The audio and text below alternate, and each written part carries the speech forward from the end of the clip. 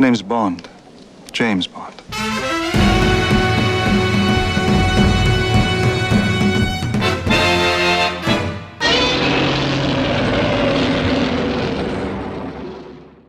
Hello and welcome. You're listening to Bond vs. Godzilla, the podcast that compares and contrasts two of the longest-running film series in cinema history. My name is Cruz Moore, and I will be your resident Godzilla expert on this show. Joining me on this cinematic journey for however long it lasts are three of my very good friends who each have their own history and experience with both film franchises. Bond expert Jacob Roberts. My name is Jacob Roberts, and I have a particular set of skills. Audio engineer Willie Crook. Bless your heart. And digital artist Chas Lemons. I'm Charles Lemons, and I can't help but wonder if fish turtle men dream. On today's episode, we'll be tackling License to Kill from 1989 and Godzilla vs. King Ghidorah from 1991. So without further ado, Jake, give us a backstory on James Bond Combat! License to Kill is the first Bond movie not to share a title with an original Ian Fleming novel or short story. By this point, all of the novels had been adapted by Eon Productions, except for Casino Royale, which they didn't have the rights for. And all of the mission-based short stories had been combined to form the movies of the 80s. So all the production team had left at this point were their own wits and ideas. The character of Milton Crest comes from the short story The Hildebrand Rarity, while the mutilation of Felix Leiter by sharks was ripped from the pages of the book version of Live and Let Die. All of the other plot elements had to borrow inspiration elsewhere. So the filmmakers set out to combine two things: the massive rise in the use of illegal narcotics in the 1980s, and a revenge-driven plot heavily inspired by Akira Kurosawa's Yojimbo. During the 80s, drug lords had become just as much an international concern as Cold War dramas, instigating the infamous War on Drugs. Considering Bond had already tackled drug-themed plots in Live and Let Die and the previous The Living Daylights, it was decided that the Central American drug cartels would be the perfect backdrop for a grittier, more grounded story better suited for Dalton's portrayal of the character. In order to more strongly compare him to the Ronin from Yojimbo, it was decided to turn Bond into a rogue agent so that he could infiltrate the ranks of the villain's organization without the aid of MI6 backing him up. Instead of being a one-man army blasting through the enemy's ranks, he instead becomes an insider, sowing the seeds of doubt into the mind of the drug lord Sanchez. With this plot in mind, Richard Maibaum and Michael G. Wilson wrote the script originally titled License Revoked, but the title was changed during post-production because MGM were concerned that Americans, quote, wouldn't know what the word revoked meant. So the title was changed to the more generic License to Kill. In a lot of ways, this film could be considered the last classic Bond film. It was the last film to be released before the franchise went on hiatus, during which many changes happened both in front of and behind the camera. Not only is this the last film to feature Robert Brown as M and Carolyn Bliss as Miss Moneypenny, it is also the last film directed by John Glenn, the last script written by Richard Maibaum, the last opening title sequence by Morris Binder, and, most significant of all, the last film produced by Cubby Broccoli. The latter three, who have helped herald the franchise basically since conception, would all pass away in the early 90s. While it was still a financial success, License to Kill has the lowest profit margin of any Bond film to date, due to stiff competition in a year absolutely stacked with blockbusters. This, coupled with mediocre reviews at the time, no doubt played a part in the franchise going quiet following the film's release, meaning fans would have to wait an unprecedented, at the time, 6 years before James Bond's promised return.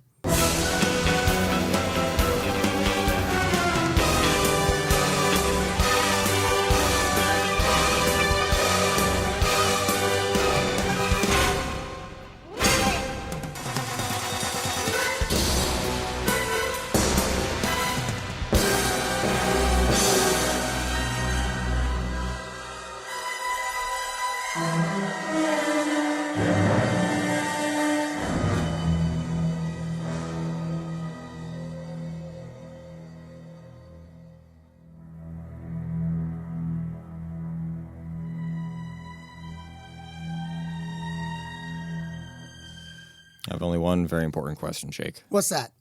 What the hell does revoked mean? Oh my god. I genuinely find that somewhat depressing, but this was the pre-information age, so I'm not really sure what exactly to expect. I mean, as an American, my main question is, why do they spell licensed like that? I don't get it. What does that mean? That's not a. What's vitamin? Aluminium. Lizurae. We had an issue in the beginning, and it's primarily due to the fact that, as you told me last night, this Felix Leiter does come from a previous film. He does, yeah. But it's the fact that Felix Leiter as a character isn't as a strong character to be attached to when it comes to this conflict. I agree.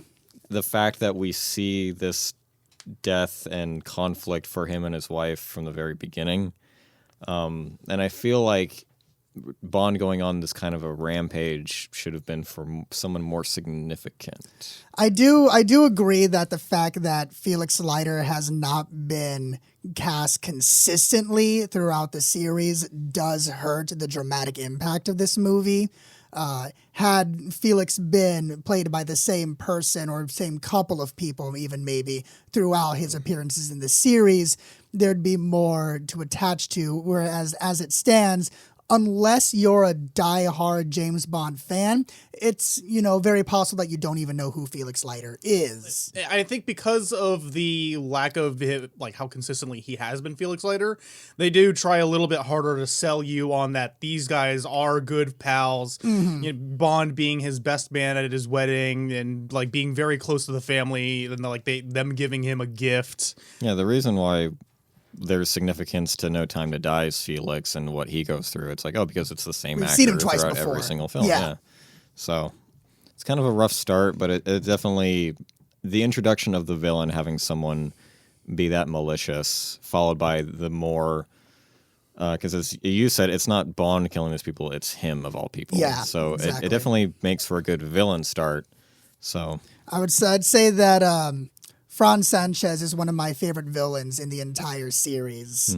It's just his ruthlessness, the way that, he goes all on about how loyalty is the most important thing to him, but, in the end, he really doesn't trust anybody, and Bond is able to pick at that weakness. There's a lot of depth in his character that I think really strengthens the movie. Yeah, especially since we actually start this film with the entire thing being about the main bad guy, and this opening set piece of the movie is, in my opinion, very cool, where we basically get to see James Bond thwarting his attempt to get into international waters by hanging off of a rescue helicopter for the Coast Guard and tying his Cessna's tail to the helicopter so that this much more powerful helicopter can basically just tow it and prevent the plane from going anywhere. It's definitely a really cool opening sequence. Yeah. It's definitely the most satisfying claw machine sequence I've ever seen. To start my utter gushing of this movie, because this is Willie's favorite. yeah, I love pretty much everything about this movie. The villain, he's menacing, yet but Bond is able to pick at that seed of sow those seeds of doubt in his mind throughout the entire film. The Bond girl is really fun. She's a really good badass. She's like a bit better version of Melina from the girl with the crossbow. This movie has the perfect way to be comedic and then snap back to that serious and then dire consequences without feeling like we're getting whiplashed. And I love it. I think this movie does use comedy effectively. It is one of, if not the darkest Bond film in the entire series. Which I was hoping for more of, Jake. I was a little disappointed. But it uses the comedy well to, keep it from being too oppressively dark and gritty. I think this movie probably has the two most gruesome kills of the entire franchise in general. But they're not done by him though, which is what I have a problem with. I mean, I was kind of expecting the crime boss to have a gruesome kill, and when they first show off the the decompression chamber. Yes. I was Yeah. expecting something to be done with that. I wasn't sure if it'd be Bond, but it turned out to be the bad guy, and it was like, okay, oh shit. And like, are they actually going to show it? And yeah, they actually do show an approximation of the effect they did. I think it's actually one of the strengths of the film that the majority of the henchmen deaths are done by the hands of the main villain being manipulated by Bond on the inside. Due to the excessive violence that is in this film, both the American and British rating boards demanded cut versions of the film. And even then, License became the first Bond film to be rated PG-13 by the MPAA and the only Bond film to ever be rated 15 by the BBFC. The 2006 Ultimate Edition DVD release, which is the version we saw, was the first release of the film without any of the cuts enforced by the BBFC, which restored 54 seconds of the film that weren't in the British theatrical release. Oh, really? That little? That is so cool. I think it's pretty cool that the brutal kills are done by the bad guys, especially when one of them is done by Bond manipulating the bad guy into thinking one of his guys has gone against him, because it's like a culmination of how well Bond is able to basically do this kind of wet work without having to look like he's trying. I mean, he's being a spy. Yeah. You know, he's being a double agent insider, effectively. The only difference Yeah. that is this time he is really working for himself as Yeah. opposed to MI6. Yeah, He he's- is. Go ahead. He's basically undercover, and I do like how M basically ends up finding him and brings him all these like ridiculous gadgets, only some of which get used. Q. Okay, Q. And Elemental huh? Elemental P.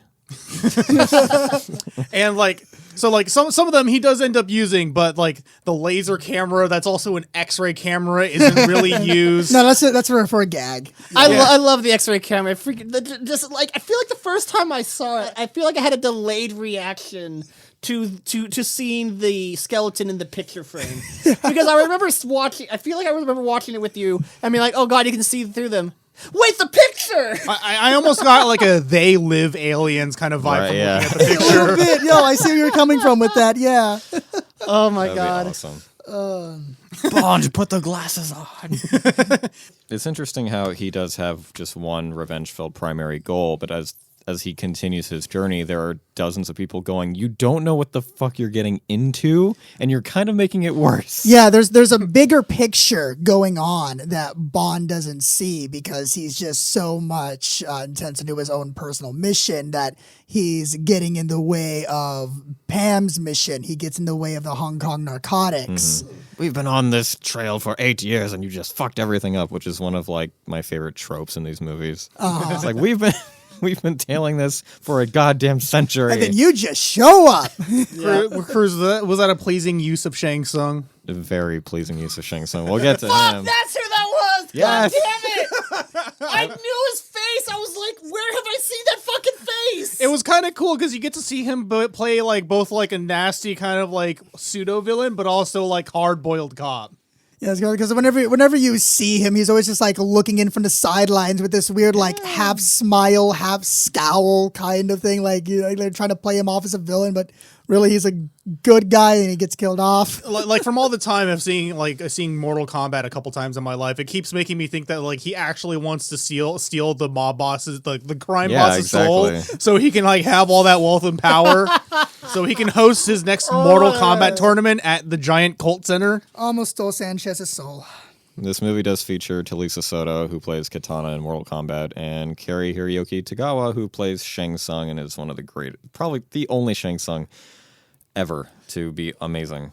Unfortunately, I can't say the same for Talisa Soto in this movie because she gets outshined by the real Bond girl. Yeah, I mean, this movie is interesting in that sense because here you have a movie which has two romantic focuses, and they both survive at the end. It's true, yeah. You know, in your typical Bond film, you know, the lesser important character would get unceremoniously killed off at some point in the middle, but no, at the end, you know, they're both alive and they both get it out of it. And I am glad that the ending went the way it did, where Bond does choose Pam over Loopy because that's much more deserved. Yeah.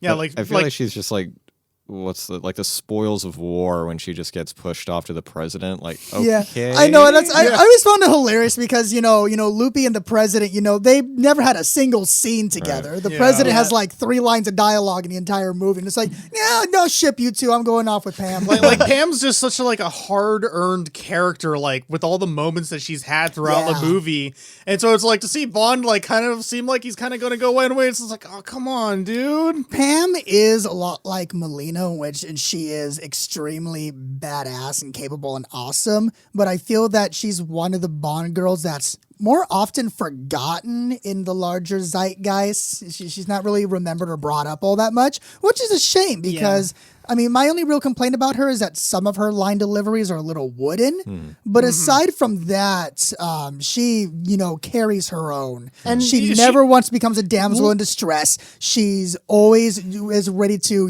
help Bond, even when he's kind of an asshole to her sometimes. She's just a great character. She literally carries her own by bringing a bigger gun to the gun Yeah, that they meet in. Yeah. I mean, I love that scene when she shows her holding just this giant ass shotgun under the table. That right there tells you everything you need to know about this character. Like she asks him, "Did you bring a gun?" And he pulls out his coat a little bit. Yeah, I'm carrying. I'm a badass. To show his PPK, and she pulls out her actual fucking shotgun. Which can blow perfectly circular holes in walls. Yeah, Quite cool. impressive. Shotgun. I mean, I feel like she deserves extra credit for being somebody who's at the beginning of the movie when you first meet her, she's credited as just like an army pilot. So it's like, okay, she's definitely capable. But then she shows to actually kind of has some espionage skills of herself when she briefly but quickly infiltrates the weird cult guy by bringing some of her money and tricking the guy into thinking that this is maybe she's interested in some culty sex. She did that all 100% on her own. Bond didn't even know she was, there. That was her acting on her own. And that's just, why can't every Bond girl be you?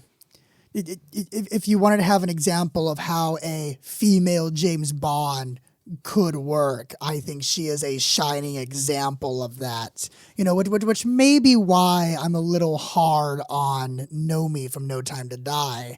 There have been previous characters in the series that have, shown themselves as being much more capable of being the female James Bond. And here you have a freaking American doing it. I would watch the hell out of a Pam Bouvier spinoff. Oh yeah, no. If there's a Pam Bouvier, which I got a kick out of how she has the same last name as Marge Simpson, the main name, I would totally watch a 2-hour movie of Pam Bouvier. Yes, this is the part where that would be an interesting movie. This movie from Pam's perspective. Or just a spin-off series called Pam Bouvier. No, yeah, no, Pam. 100%. Yes, that too, but sploosh. fuck. Okay, let's see. What's some fun trivia I can throw at you? Fishman. In the form of Explain. questions or in the Okay, form of- Fishman. Who made it, and how can we give him money? And can Chaz make a 3D model printout of it? Somebody made this on SketchUp. Better make one for each of us, Chaz. So Make mine into a lamp. As far as I know, the Fishman statue. every time you switch it on, you'd be As far as I know, the Fishman statue was part of the house that it was all filmed in. Where is this house? It is so Sanchez's Villa is a palace called Casa Arabesque, located in Acapulco Bay. It belonged to Baron du Portanova, who was a personal friend of Cubby Broccoli, so they allowed him to use his giant white palace fantasy castle for filming. None of that was set. That entire palace location actually fucking exists. The director of cinematography was just okay, I'm just going to make sure I get a shot of that. Yeah. I mean, I can imagine just visiting the palace for the first time, and you essentially just, location scouting the palace to, try to figure out your shots and stuff. You enter this room, you see this statue, and just go, I have an idea. What's the name of the director for this one? This is John Glenn. Oh, okay. So I think All right, so we're gonna put some lights here. We're gonna frame the camera, and then Mr. Glenn, you Yeah? okay? no. So, License to Kill is the first Bond film to be shot entirely outside of the UK. Most of the film, including studio filming, was done in Mexico. This was due to the elimination of a tax subsidy in the UK that made filming there really expensive. So Even for the Bond series. yeah, well, especially it had to do with foreign actors, which the James Bond series uses a lot of. So so they decided that it would be cheaper to film the entire thing in Mexico. I mean, I think they utilized the locations incredibly well, whether it's the desert or like the palaces that we see. Like everything looks extravagant. Oh yeah, Yeah, and now that you're bringing that up, that's another thing that I'm just realizing just how beautiful every location really is in this entire fucking movie. yeah. I love the use of the ocean shots in the Florida Keys and the Mexican mountains. They just look really good. One shot that I really liked in particular was showing how the kind of courtyard area had this large rotunda thing that lifted up and was basically went down into the heliport, and then it closed up basically to help with their cover. And they achieved that effect using forced perspective with a close camera miniature. So the part of the circle that actually opens up is a miniature in front of the camera with a forced perspective to make it look like it's part of the ground of the temple. So the president of Isthmus was played by the son of Pedro Almendarez, who played the character Karen Bay in From Russia with Love. I'm nodding and understanding, but it's been so long that I don't Karen- know. It was the second movie. What? It was only like yesterday. Karen Bay was Bond's ally who died who got killed off on the train, and the actor was like super ill. So this is his son, That's his right? son. Oh, okay. Yeah, I'm getting flashbacks to you saying his son appears later. Yeah, in the that's series. Okay. him. Dalton loves doing his own stunts. But Cubby wouldn't let him do his own stunts for safety and insurance reasons. A stunt that Dalton insisted on doing, despite being told he couldn't, was being lowered by a harness onto the tail of Sanchez's plane when hooking the cable around it. Well, as the story goes, on a day when Cubby wasn't around for filming, Dalton insisted that he do the stunt. So Cubby returned to the set to see Dalton in the middle of doing the stunt, and he was furious. Just coming back to see your remember main this- star hanging from a helicopter. He's like, what are you doing? Get him down right now! Other stunts that Dalton did was the water skiing.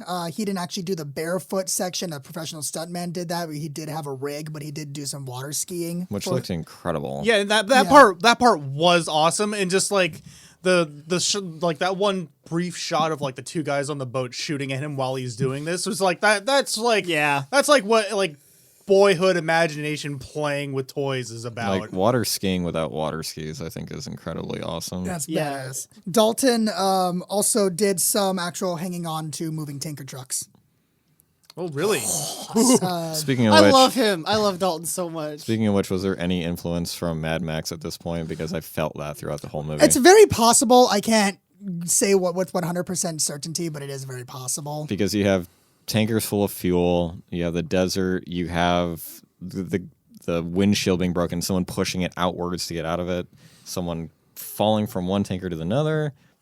So the Winding Mountain Road that was used in the climax, which is located in Baja, California, is a particularly dangerous road that is believed to be cursed/haunted due to the high number of fatal accidents that occur there. Including a bus filled with 5 nuns that went over the side and burst into flames. Oh, wow. It got Well- so... Cruz had a vacation idea just until you said the nun part. Yep. Well, I was going to say, Chaz, you want to go to Baja? The accidents got so bad that the road was permanently closed down, and naturally the closed off section is where the sequence was filmed. There were numerous complications with the filming and many freak accidents. For example, in the movie, we can see a tanker ram another tanker into the side of a mountain and crashing it. This was not planned and was an actual accident, but it looked so good that they worked the footage into the sequence. Are you fucking kidding me? It did look really good. God, was a complete- that was a legit accident? Yes. Holy shit! That really pleased with the part of my brain that really wants to just ram like Gundam model kits together really hard. Right? A dummy rocket that was fired from the rocket launcher prop hit a man doing maintenance on top of a telephone pole 2.5 miles away from the filming. Holy shit! He was slightly injured. Holy shit. So technically the missile worked just improperly. Most of the accidents and malfunctions happened at the exact same corner where the nuns were killed. Night guards claimed to see apparitions during the night.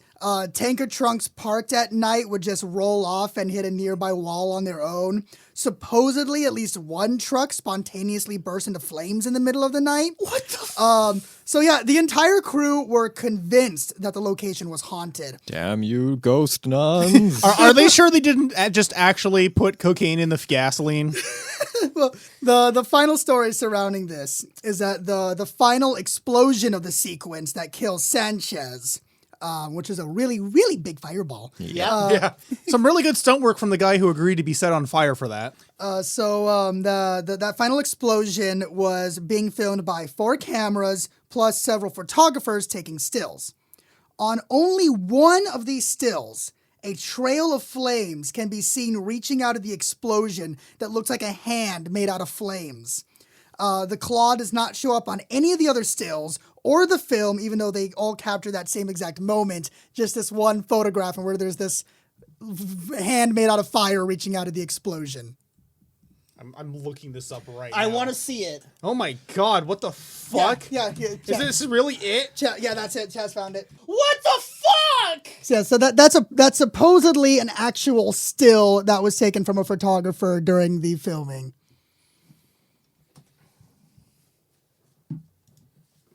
I'm sorry, I'm still a little flabbergasted by By a this flaming thing. I have a feeling it has to be something similar to that phenomena in films where if a person is blinking and you can see the reflection is like is not blinking, but their actual face is. I have a feeling that it would have to have been something like that would have caused this. But it's so fucking perfect as a hand. Willie, that's like a mirror box experiment where basically the light from the reflection is taking less time to hit you, is taking more time to hit you than the reflection from the direct screen. I don't know why you're explaining it via like camera trickery. It's a fucking ghost, guys. Yeah. It's a legit ghost. I kind of have to side with It's Cruz a on this one. nun-hand. And I am not. It's reaching for the ruler to smack you in the ass. Dear Shudder, please add License to Kill to Cursed Film Season 3. Yeah, no kidding. And one final cool thing that did happen during the final tanker chase. You remember the point where one of the tanker trucks goes off this ramp and it does a lean wheelie for like several moments and eventually crashes that Which truck. it does that for incredible. like 50 yards. Yeah, no. How do they pull that off? Well, a special rig was built to allow the tanker truck to perform the side wheelie. They made a special rig to kind of make it lean in the side and have it travel on an unseen wheel. So to do that. I'm guessing they had it like something that was like, it was particularly heavy on one side, but not so heavy that it would tilt over. Well, that was the original plan. The stunt driver performed the trick perfectly and the rig wasn't needed. That wheelie was legit. Yeah. Yeah. Let's see if there's anything else worth of note. There better be, because this movie has fishmen, it has fired ghost nuns, it has ninjas, What it else has do you Shang need? Tsung. Yeah, like, okay, like... We haven't even talked about the ninja It has an aspect exploding yet. head, which is nowhere near as good as David Cronenberg's Scanners, but whatever.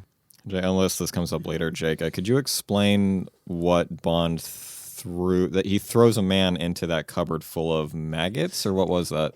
Yeah, I think they're not maggots necessarily, but I think it was like some kind of like sort of chum. That's what they were feeding the fish. It was like chum or bait or something like that. yeah. It was like fish organs. What Yeah, the but it was fuck? moving. Yeah, no, they were living things, but they were like I don't know the exact name for them, but it's kind of like it's to feed the fish with. And Like, I had the implication that those things eat things. Wait, what Right? things eat what? No. I'm pretty sure that was just like literally harmless bugs and things that were just alive that they were just using to feed the fish. yeah, Like, I'm not a marine biologist. So I don't know what they're called. But You're not a whale gotta be. biologist?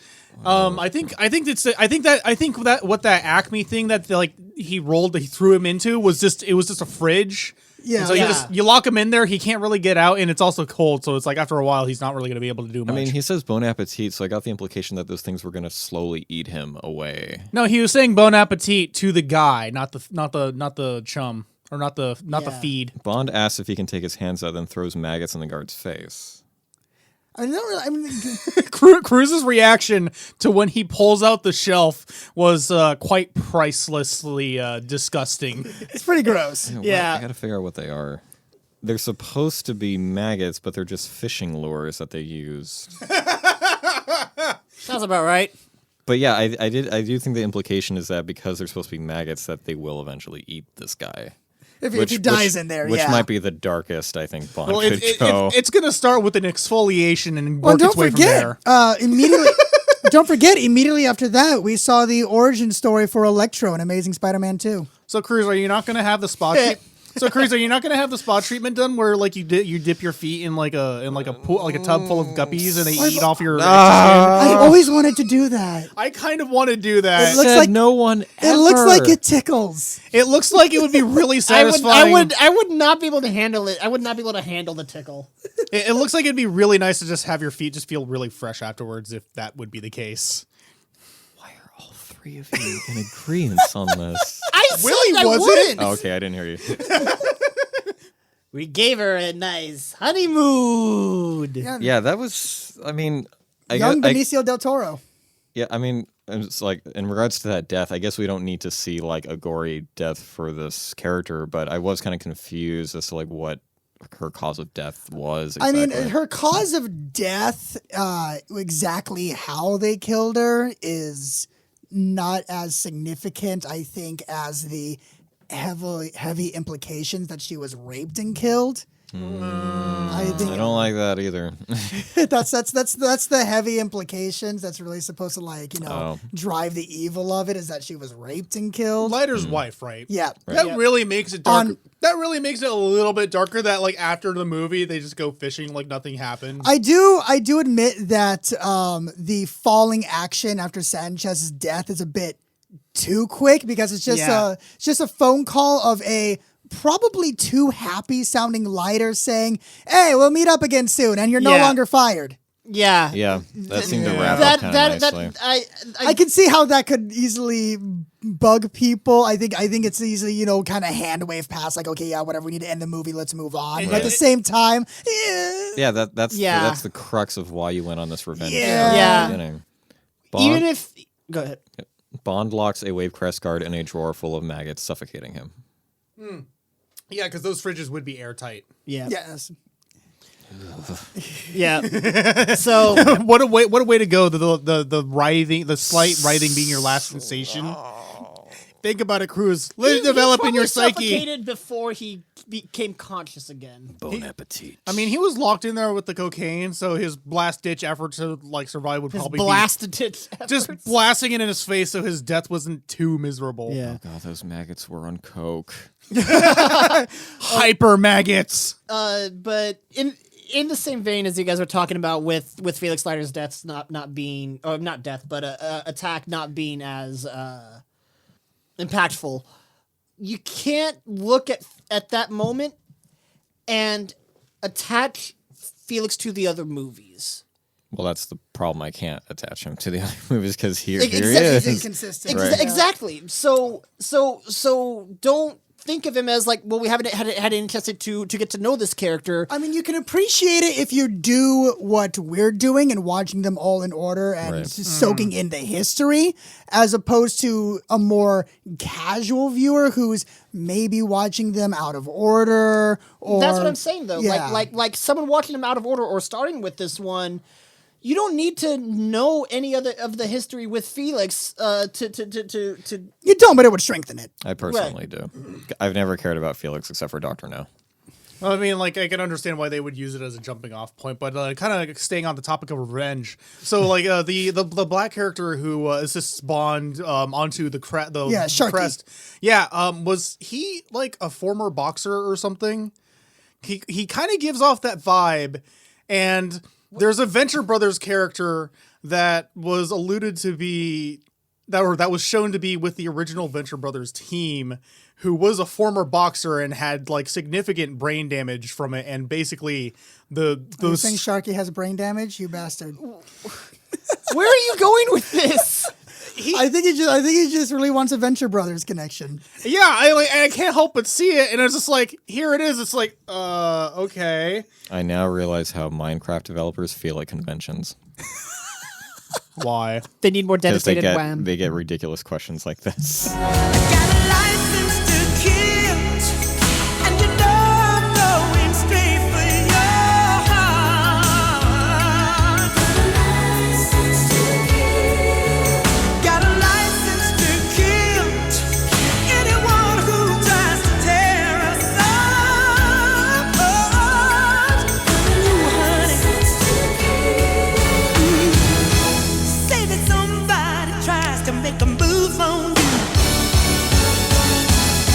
The blink of an eye, I'll be there too. And they better know why I'm gonna make them pay. Till their dying day, till their dying day, till their dying day. Oh, got a license to kill. And you know I'm going straight for your heart, baby. As now we talk about King Ghidorah, which I do have positive things to say about, I promise. Hope so. Oh my god, they spelled his name wrong. Okay, I'm not crazy then. Okay, thank fucking God you said that. Really? Every time I've glanced at that, I thought I was fucking crazy. I just realized that they spelled Ghidorah wrong in the VHS tape. Wait, how is it spelled wrong? There's an H at the end, and there is no H at the end. Oh. Wait, what? Look how they massacred my boy. They spelled Ghidorah wrong on the VHS tape. They just ran out of font. As it stands, it looks like you're buying a copy of Ghidorah the Explorer. The entire time he's had that up, I kept glancing over. And I'm just like, What's wrong with this? yeah, no, there's just something. I couldn't pinpoint it, but there's like, there's something. Wait, but they spell it right on the synopsis.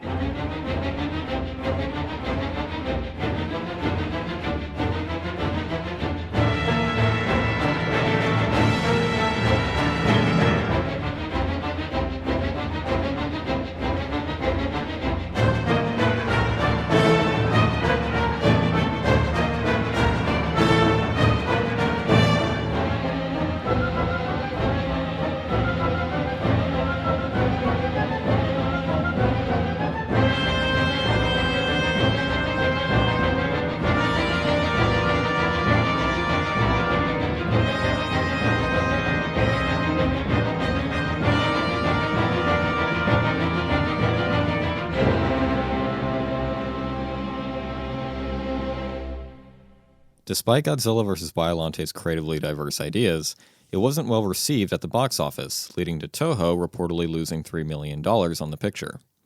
With this loss, Tomoyuki Tanaka could only fathom one solution: ditch the new monsters and bring back the fan favorites. The first of which being Godzilla's arch-enemy, making his 5th appearance in the series, King Ghidorah. Returning director/screenwriter Kazuki Amori gives the rivals a fresh spin this time, writing a story that plays with Godzilla's origins, King Ghidorah's creation, time travel, Japanese supremacy, cyborgs, and even Steven Spielberg. God, Oh my god, that's right. It wasn't that bad, but it was a little wince-inducing. It took me longer than it should have when that line was dropped to realize what they were referencing. It felt just a little bit forced. The film remains as a fan favorite, is part of my top 10 list, and is a wonderful return to form for the three-headed golden dragon. So, what did you guys think of Take That, You Dinosaur? I'm spinning.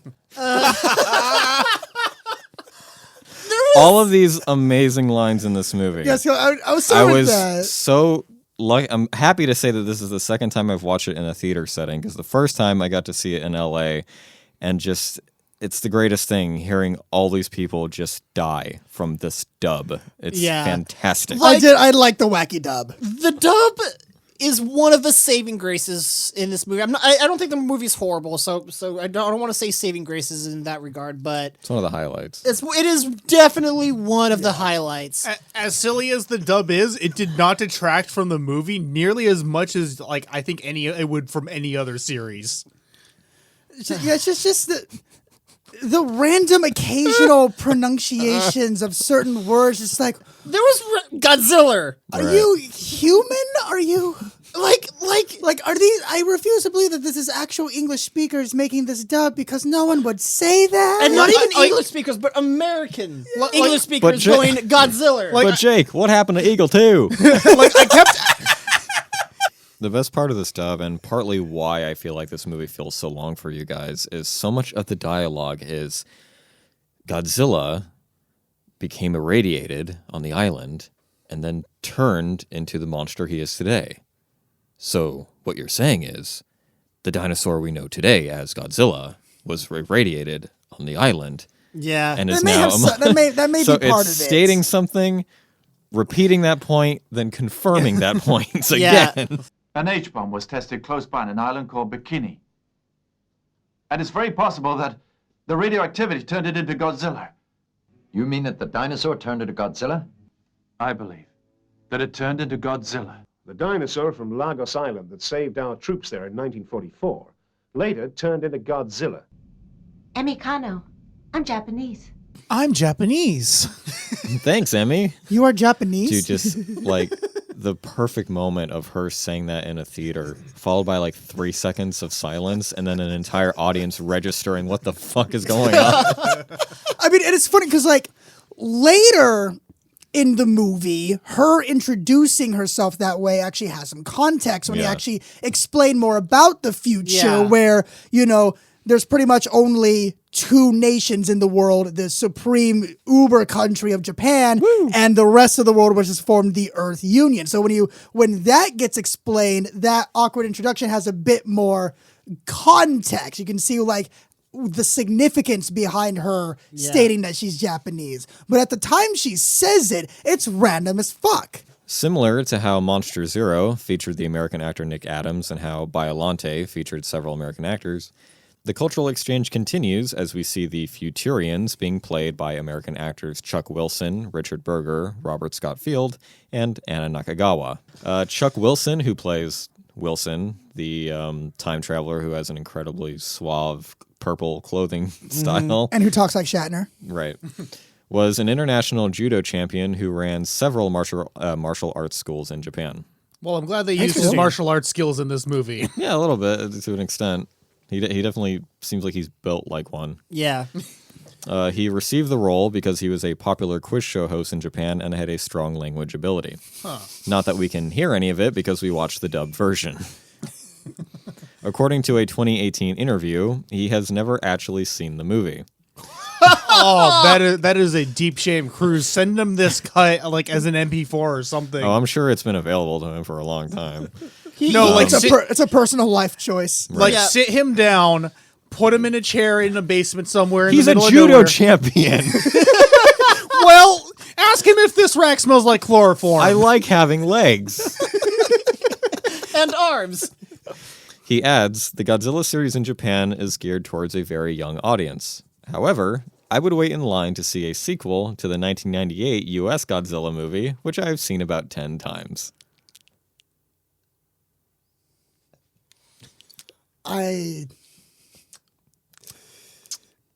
That hurts, but you do you. Okay, I'm sorry. Willingly? Wait. What's, Grab your pitchforks and torches. okay, I'm sorry. So, Cruz, repeat what you just said. No, I don't want to. I feel like I kind of blanked for a second. I'm sorry. What? So so this is the worst villain in the series. Yep. He said that he doesn't really care for the Godzilla series as a whole, but he would wait in line to see a sequel to the 98 Godzilla, Oh. which he has seen about 10 times. Oh, Yeah. oof. He wants to see a lot more fish. Richard Berger, who plays Grin Chico, was an art student who graduated from CSU Northridge and pursued journalism in Japan. One day, his agent just handed him a script and said, "Hey, you're in the next Godzilla movie." What? Despite not being an actor, Richard Berger said he always had an interest in performing, but according to him, he became painfully aware of his lack of acting skills after watching the movie. Aww. But unlike his co-star, Chuck Wilson, he was very happy to have been a part of the movie, especially when it's considered a fan favorite. I like that character because it definitely looked like he was having a lot of fun just chewing the scenery. Yeah, just making that like He had pensive, great like- faces. Yeah. He had just amazing faces. Which I guess, like, I wasn't aware that his character as Grenchiko was supposed to be like a Russian name. So we have the American Wilson, the Russian Grenchiko. It sounds like a Russian name that a Japanese person came up with. Especially after seeing 1985. Sorry, like Grenchiko was. He's the guy in the green outfit. Okay, so Yeah. the guy who I thought was like supposed to be kind of Irish.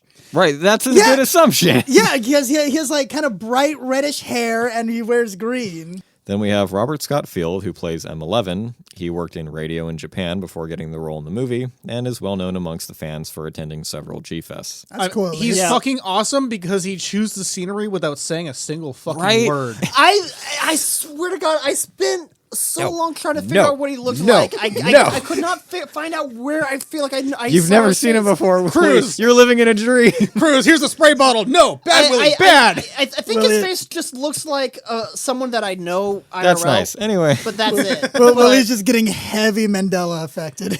Yeah, Willie's thinking of like all the inline skate commercials he's seen in the 90s. Willie accidentally jumped here from an alternate timeline in which this guy was like a super well-known famous actor. No, I'm not saying I feel like I've seen him in movies. I'm saying his face looks familiar. What That's did you nice. do with our Willie? Where is our Willie? Wait. It's between your fucking legs.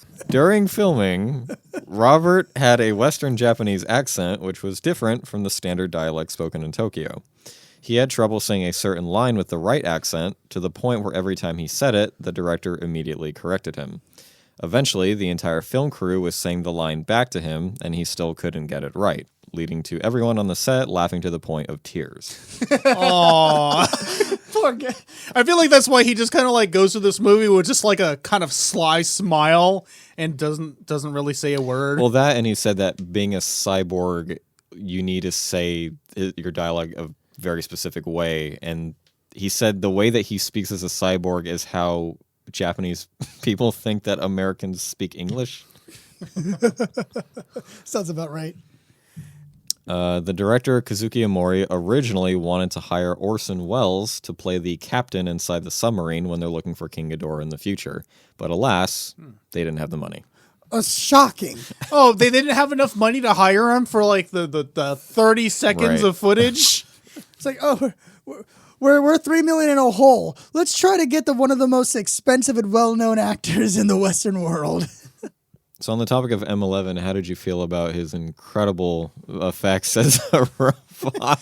The $1 million just- man, but better. That kills everyone that sees it. It's amazing. It's just that right level of Yeah. I'm watching wonderful. this. It fits in line with the rest of the movie, which is to say it's both campy and badass, which is just really nice to see from this series. Yeah. It's like the series is unashamed I mean, of it now. the vibes I get from the character is essentially the Terminator as interpreted by a Saturday morning cartoon. Yeah. Yeah. This was shortly before like Japan was really tapping into CG, so they're just using camera effects to achieve this fastness, quote unquote, the speed of M11. There's something almost MTV music video around just the shot, and I kind of want to know how they pulled it off, of just him facing the camera, but the entire street going a million miles an hour behind him, but his face not moving whatsoever. Yeah. Followed by him lifting up an entire Jeep, and the main actor going like, "Oh, I'll show him what's for." Like, what the fuck are you gonna do? Yeah. Oh, really? Please. So much like the James Bond-esque espionage in Biollante, King Ghidorah is filled with homages to director Kazuki Amori's favorite American cinema. Godzilla author Steve Rifle makes comparisons to Back to the Future time travel, Terminator cyborgs and car chases, Star Wars laser gun battles, and of course, Close Encounters of the Third Kind UFOs, which is capped off by the greatest line in the movie. Shall we report it, sir? What, that we're being invaded by little green men from outer space? Let's just keep it as our secret. You can tell your son about it when he's born. Major Spielberg? Oh, are we not going to talk about the guy who was like talking about this story, but he was kind of drunk and he just could not stop laughing? Kind of semi. The guy who's in the ramen shop, like the kind of the ramen stand. Oh, you mean the man who saw a real dinosaur? A long time ago, in a far-off land, I saw a real live dinosaur.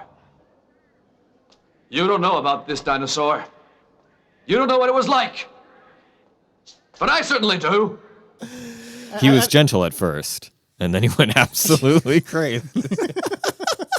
He went absolutely wild. Oh, yeah, probably like just definitely one of the highlights of the dubs, but like the movie. Yeah, it starts off so good. Yeah, like the pacing. I feel like the pacing has like a few things that like makes the movie feel longer, and I can't really point that out because I'm not sure exactly what.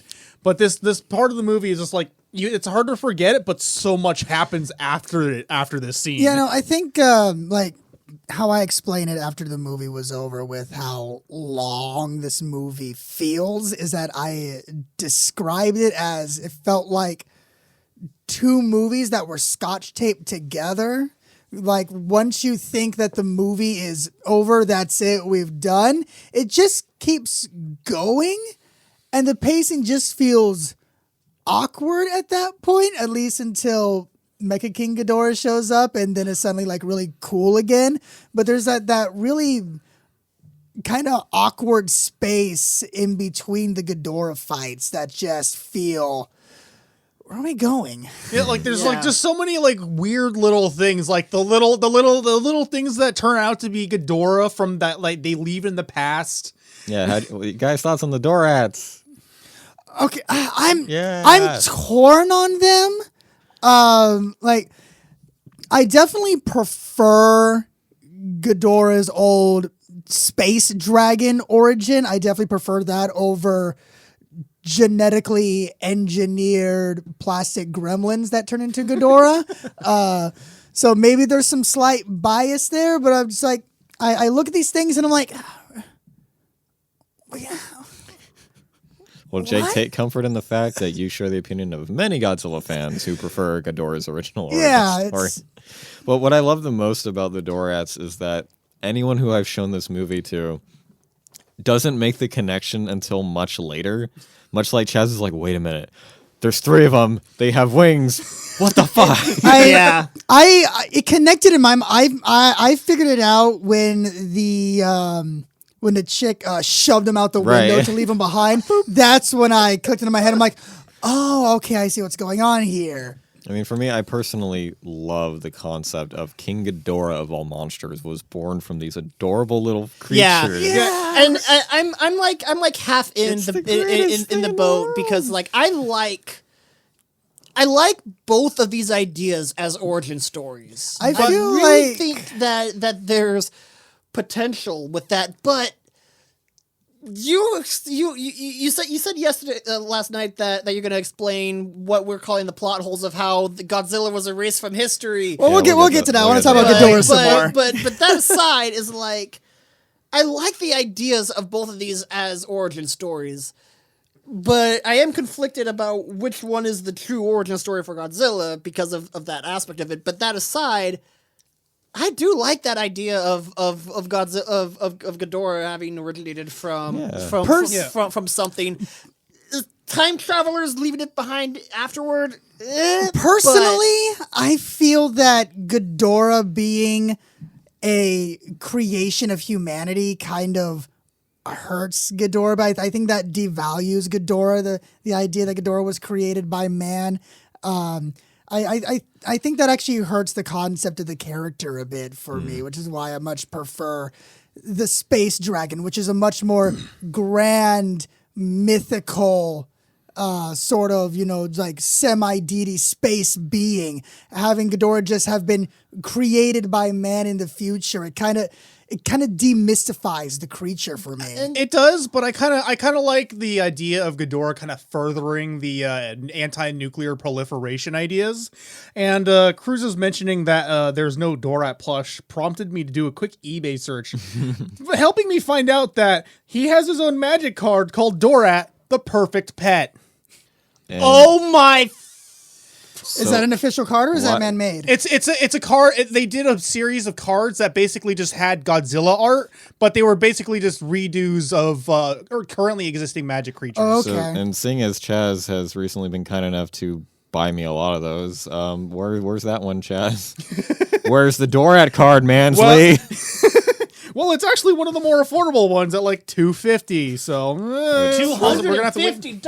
I would totally take Sure. that. No, but to respond to Jake, I feel like you can't entirely say that Ghidorah's man-made in the sense of that because he's forced into existence. He's not the dinosaur that has been on the island for years. Who someone was testing the nuclear radiation and accidentally caused. People purposefully caused him to be created, and I wouldn't even call him man-made based on the future and stuff like that. He's man-made in the sense that the Dorats are Yeah, because they man-made. because they created the Dorats. They specifically said it. They genetically created the Dorats. Yeah. The Dorats were created by man. Oh, okay, I missed that. And they left the Dorats on the island purposefully to be hit by Okay. the bomb. Although it is interesting, it's like thinking that a man-made thing turned into another man-made thing because of the bomb. And A like, man-made thing turned into a man-made thing because of another man-made thing. Which in this universe, nuke anything and it'll turn into a monster. Yeah, I mean, like that's just classic like radiation. I love the consistency of that though. Yeah, exactly. Yeah, nuke a polluted river, monster. Yeah, New Gilligan's Island, you have the greatest sitcom in the world. In an early draft of the script, there was the idea that the Futurians would find Ghidorah's body on Venus and then use it for their own benefit. I was kind of wanting to see a scene of a bomb going off and figuring out how they fuse together. Well, here's a better question. Just kind of this Pokemon evolution style scene, I'm guessing. What? There's a bright red flash. Ghidorah's evolving. Dude, boom, boom, boom. Well, here's a better question. How come he got nuked in the 40s, but he only appears in the 90s? Because the plot needs to happen. King Ghidorah died on his way back to his home planet. Cruz, to answer your question, the whole time King Ghidorah was just chilling out with the one Japanese soldier who didn't know the war had ended yet. Yeah. In a hot tub 5 feet apart because they're not. And then as soon as it hits 1992, Ghidorah just eats him and flies off. Like I have to wonder, were the Dorats like a pre-existing pet that was genetically engineered that they knew would turn into Ghidorah? Or did they genetically engineer them knowing that adding radiation would turn them into Ghidorah? Yes. To both? Yes. Yes. But what about... Yes.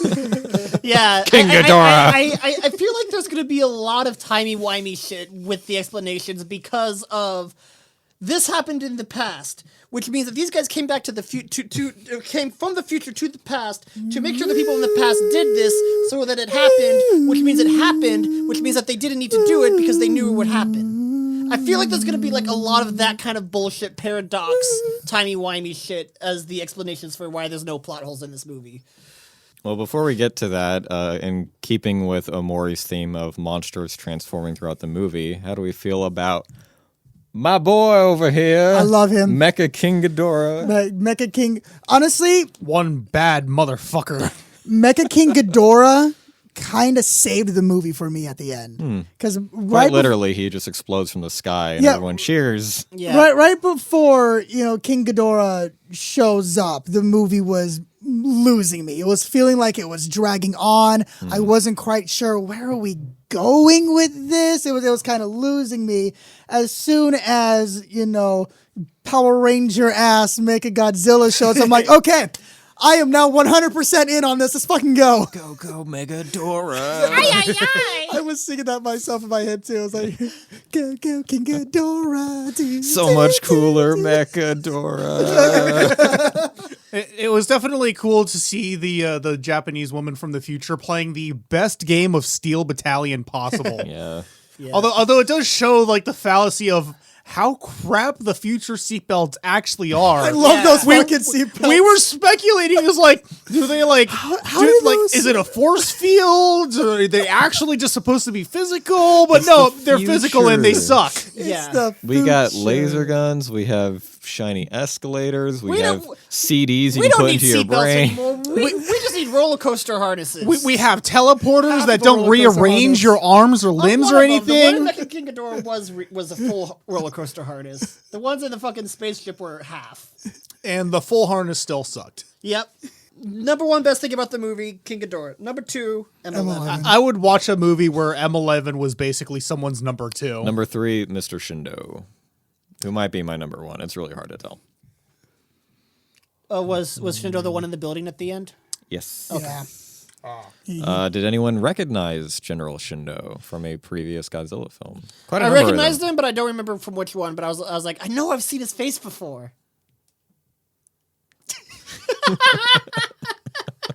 Can anyone? I had to, You I had fucking to. would, He's Willie. been in a couple Godzilla films. Can anyone tell me his most prominent popular role?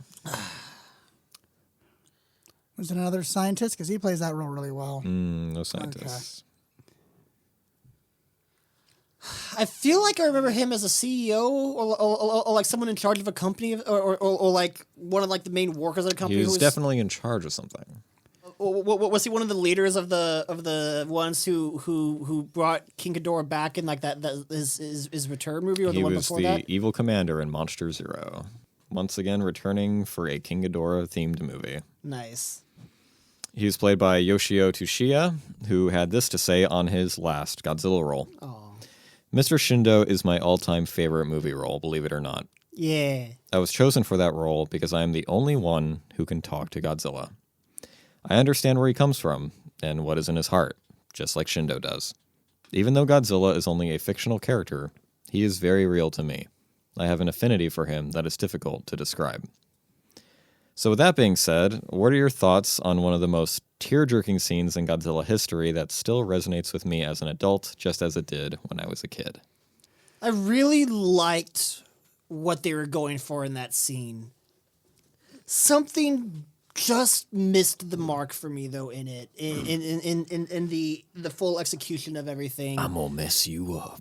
But I really liked what they were going for with that because if I understood it right, it was some weird sense of while that like Godzilla remembered him and he remembered Godzilla. Godzilla recognized what he was doing, but I think the part that got me was like, why did Godzilla still fire that beam? I think that's the part in the end that I'm just missing.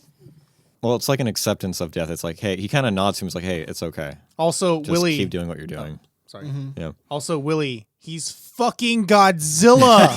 That might be part of it. Plus, just like the essence of the message, I felt like was like Godzilla saved his life. So Right. essentially, like him losing his life to Godzilla just feels poetic. There's something very ethereal about it, and what it reminded me most of was a similar scene in the new Legendary films where they go down into the hollow earth and they find the sleeping Godzilla nesting there, and he sacrifices himself and is able to go up there and touch Godzilla. It had that kind of same feel to it of reverence towards this awesome being, and knowing that such a close encounter will mean your death, but it is such an experience behind it. Like just kind of a deference to a not even religious, but like such a destructive power that is being greater than yourself. But being greater than not just yourself or like all of humanity, but like thousands of years of human accomplishment can't take down Godzilla, and you must defer to him or like at least accept it if you hope to have like a peaceful death. You by must his accept hand. Godzilla and live on the earth with him. Movie ends. Something I'm surprised Cruz has never done. Would you like going to door? Something I'm surprised. Something I am surprised Cruz has never done is going door to door and asking, would you like to talk about our Godzilla and Savior today? I mean, I wouldn't go door to door, but I would ask that to people when I was a kid. Yeah, sure. But it's like he's accepting it. He tells him to, but it's just, I don't know. It's just the way that my brain is working. I don't understand why he still did it, because it seemed like there was he's a some. monster. I mean that is. But you could say that, but it's like so. Then why is he still caring enough to hesitate? The way I interpret it is that the look that Godzilla gives Shindo there is, I wouldn't quite call it recognition. I didn't see it so much as, this is the human from that one time. I interpret it more of being Godzilla seeing, sensing, and having a modicum of, I guess, respect is the closest word I can come up with towards this human and its action that isn't going to change Godzilla's mind or stop him or anything. So when I saw that look from Godzilla, I saw it less as of like, oh yes, it's you, I remember you. I saw it more of a, yeah. Okay. Kind of like a mutual understanding. Exactly. Except for the fact that Omori does confirm that Godzilla does recognize Shindo. Like building off. I'm fine. I'm fine with that. But I'm also a subscriber to the death of the author. Like, so. Like building off of what Jake was saying. Like I feel like it was more of a. Oh, Godzilla has some other synapses firing. Okay, the ones that destroy stuff are firing again. Godzilla felt an emotion for a few seconds and then continued. He felt one emotion that was above lizard brain, and then he's like, well, that's over.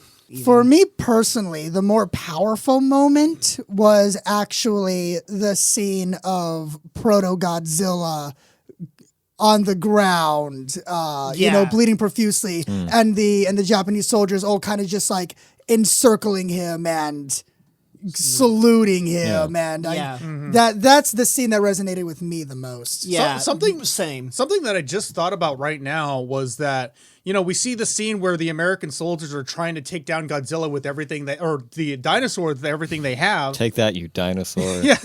And we see essentially the same attitude reflected by the Japanese Self-Defense forces trying to take down Godzilla with essentially the same weapons, just a little bit more modernized.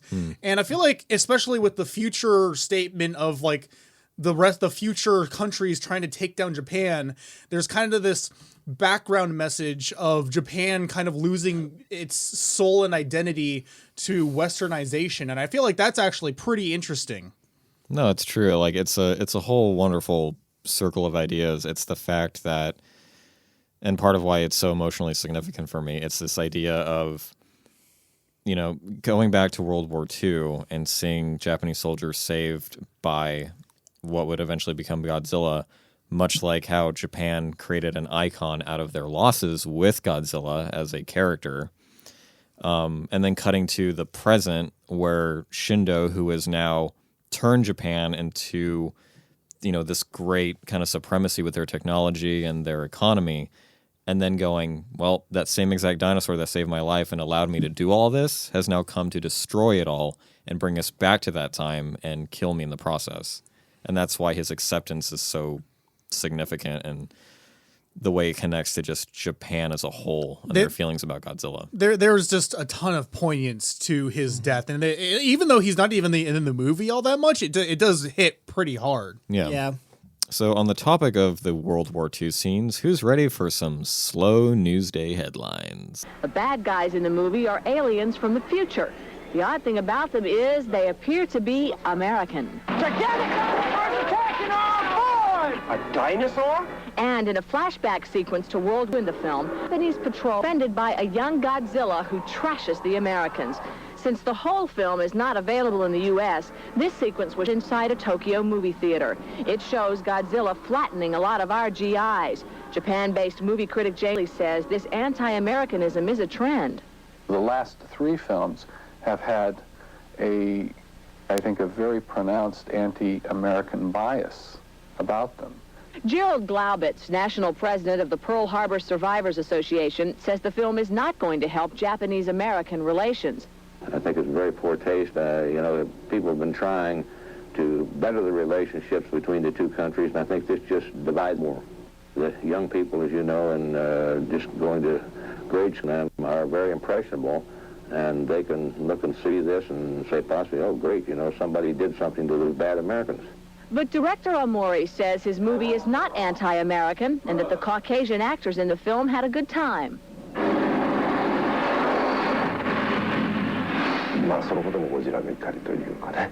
The American actors who played extras in the film were very happy about being crushed and squished by Godzilla, and they went home happy.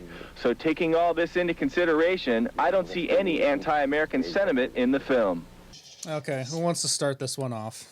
I mean, it's exactly what you said. It's just propaganda creating controversy where there is none. Fixate on Japanese war crimes while kind of neatly brushing under the rug the war crimes that Americans did, while technically feeling justified at the time, are still very fucked up and not something America likes to think of itself as doing. No, but it's a movie about a giant dinosaur killing everything and everyone in its path. But Willie, he's killing our boys. He's killing our boys. Kill your boys. As you know, kids can be really impressionable, Major Spielberg.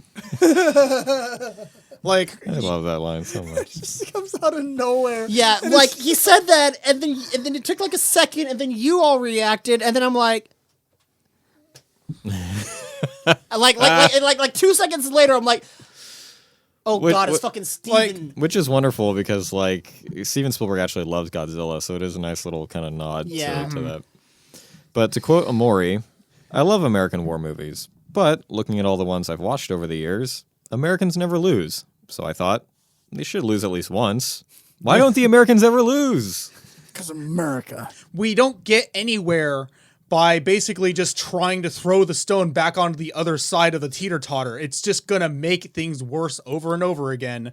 We need to de-escalate over time. Well, it's a great example of like 90s America, because during that time, which is what the movie illustrates, is that Japan was excelling, especially with tech. Especially, yes. So there is this, like, I can't remember if it's an essay or an article, but there's this quote that says, hide the China, hide this, Japan is coming for, first they came for our cars, then they came for our tech, and now they're trying to take our movies. Oh, God. Yeah, just a lot of, like, a lot of panic that really feels like it was kind of piggybacking off of like, the people who were now having nothing to do, well, since the satanic panic kind of toned down a bit. Well, yeah, and it's just like Sony was becoming huge, and then like, oh no, they're taking over America. It's like, whatever. Like, a lot of these companies did deserve to excel in the way they did, because they did. But that's why these two series are a wonderful just time capsule of all these time periods. Yeah, absolutely. This is how the world was at this time. Yeah. But interestingly enough, just like the news clip said, it might have been the opposite sentiment, since Godzilla destroys a 48-story Tokyo City Hall building in Shinjuku, which the Japanese unaffectionately refer to as the Tax Tower. Director Amori states, I feel relieved when Godzilla destroys buildings. It's as if Godzilla is destroying a city full of gaudiness. I mean, leave it to the 24-hour news cycle to completely leave out the fact that Godzilla easily, or whatever dinosaur Godzilla happens to be, destroys. He's a Godzillasaurus. Yeah, just happens to destroy at least 3 to 10 times more Japanese hardware than any of the Americans. But our boys, squishing our GIs. Shut the fuck up, lady. One of the complaints for this film is that some fans believe that because of the time travel element, it erases 1954's origin story and replaces him with a brand new Godzilla, while also not taking into account why people remember Godzilla in the first place. Invasion of the Godzilla Snatchers. So, yeah. But before I begin my explanation, did the time travel plot confuse any of you guys? It didn't confuse me in a way, but it did bug me in a way, because I feel like the movie flat out said Godzilla has been erased from history. I mean, people should be going, what's Godzilla? And I think I know the answer now that I've had time to think about it. I think I do know the answer why Godzilla wasn't erased from memory. And the answer was, it's a different Godzilla. Because 54 Godzilla was a completely different Godzilla than the 85 Godzilla. Maybe I was under the assumption that the 84 Godzilla was the same one, because I feel like we were still in that same idea of like there wasn't ever a corpse. Yeah. Well, no, that's my headcanon. But yeah, the official explanation is, in terms of the Heisei timeline, we have the 1954 Godzilla killed by Serizawa. And then 85 he appears out of nowhere, and we're like, whoa, okay, brand new Godzilla after this undersea volcanic eruption. The Futurians find this dude's book, and they're like, oh, this sounds pretty reasonable. All our computers say that this guy could be, speaking the truth. Let's get rid of Godzilla and take over Japan. Little did we know that the Godzillasaurus is, in fact, the 1985 Godzilla, and the author completely got it wrong. So 54 still dies because that's a completely separate dinosaur. The Godzillasaurus, as we see in the film, there's a news report that says a Russian submarine sank in that part of the ocean, which irradiated him. And then he wakes up with the volcanic sea eruption in 85. So when they go send that submarine to him to irradiate him and wake him up, they're like, oh, wait, he's already here. Shit, what the fuck happened? So in a way, they accidentally created 85 Godzilla. They created him by moving him. Yeah. And then they made him even swoller by sending him back again. So that's why people still remember him. Okay. He didn't erase shit. Yeah. It's the type of time travel story where by trying to change history, you create the history. Right. They just don't mention the fact that 54 and this one is separate. Whether or not that was intentional, we're still not sure. Yeah, honestly, probably not. I feel like they could have explained that then a bit better. But yeah, that pretty much there's still there was a panel at the last G-Fest where there was we need to explain the time travel situation. It's it's really simple. It's 85. Yeah, I like how basically the author couldn't help but start ruminating on what he could do to make his book sell better after being told that no one read his book. That's against the rules. Speaking of which, we do see the return of Kusuke Toyohara as the author Terasawa, who has one of the greatest lines in the movie. Ah, food at last. He also seems to be flirting with Emmy, who turns out is probably his great-great-great-great-great-great-granddaughter. That was ooey. That was very ooey. Jake is like, okay, there's a love story going on here. Oh, we're actually related. You're a distant ancestor. Oh, what? Don't do that. I like this time period because you're here. Yeah, I'd like to time travel back to where that line didn't happen, please. I feel like that now has that connotation of I get to meet one of my relatives. She's happy about meeting a relative. Yeah. It's not. Yeah, but can you say that less sensually, please? Everything is numbered here. The monster is 0. Pay heed to my warning. The entire human race will perish from the earth. Where the monster Ghidorah passes, only flaming ruins are left.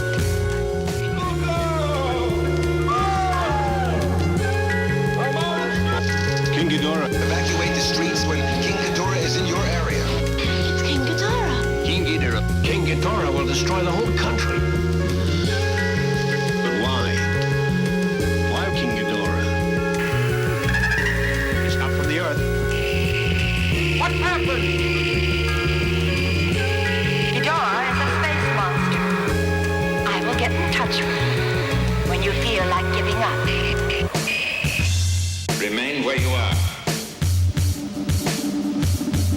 So, Jake, would you recommend License to Kill or Godzilla vs. King Ghidorah for a first-time viewer? If you want your first Bond film to be like a vertical slice of what James Bond is, you won't get that from License to Kill. It is just narratively too different. If you want to, so I'd have to say no for that one. However, if what you're looking for is just, a really cool Fistful of Dollars style revenge mission with just cool action scenes and a little bit of gritty gore, go for it. It's super fun. Godzilla vs. King Ghidorah, I'm hesitant to recommend this one. I don't think it's a bad movie. I think for me it landed in the okay category. There are some really awesome moments, but there are also some moments that I think weigh it down, and I think there are better entry points to get your feet wet, especially when it comes to King Ghidorah. I think the earlier films are a better introduction to the character itself. So that's where I stand on him. License to Kill ticks almost every box of every other type of James Bond movie, but it's just not, it's not a mission. It is not one that has, I still feel like License to Kill is a 100% great representation of the James Bond franchise. You've got the comedy, you've got the fun flirting with the Bond girls, and you've just got an overall really cool, really well shot, well written, well executed story. Godzilla vs. King Ghidorah, hesitant to recommend it. Almost worth it just because of Mecha Godzilla. I mean, Mecha King Ghidorah off the bat. Like that reveal was really cool. I didn't even know that was a thing in the franchise. I had never heard of Mecha King Ghidorah. I haven't seen any images of that. The overall origin story aspects of stuff was pretty interesting, and I really liked that. But there was so much stuff of going in circles that at times I just find myself like with my head in my hands going like, why are you doing License to Kill, it definitely does a lot of things differently that helps it stand out in a positive way from the rest of the franchise. So if you don't like most Bond movies, this might be the one to start you off with. I like that. And Godzilla vs. King Ghidorah, it is definitely a tough sell for someone's first watch, because it's definitely, if you're not familiar with the franchise as it is and you're kind of keeping track in your head, then the time travel plot would definitely be easy to be confusing.